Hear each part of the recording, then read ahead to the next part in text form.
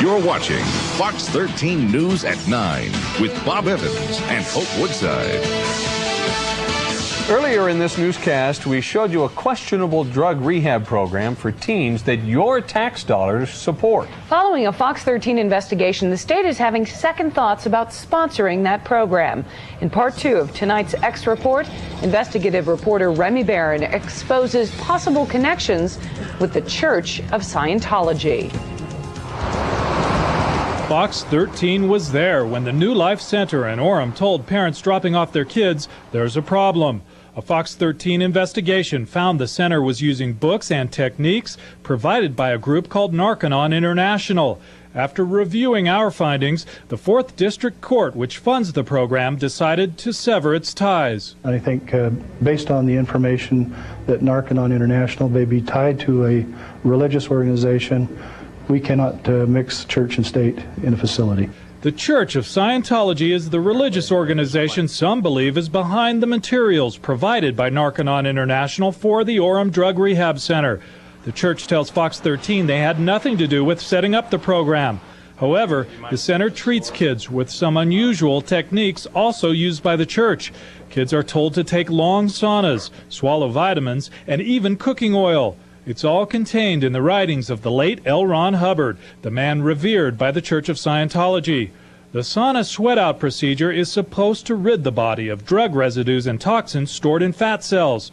Kids drink the cooking oil to replace the bad fat with good, clean oil.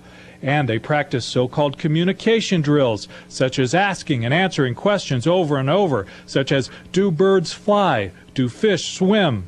Officials of the New Life Drug Rehab Center say they are just using L. Ron Hubbard's non-religious teachings.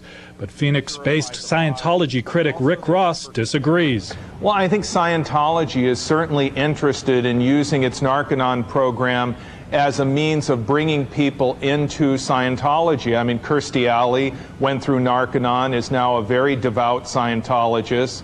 And so the whole principle there would be, if you become exposed to Hubbard's technology, you might take it past Narconon, hopefully, and become more involved in Scientology as a whole. How did Utah's 4th District Court become involved with a group with even perceived ties to a church?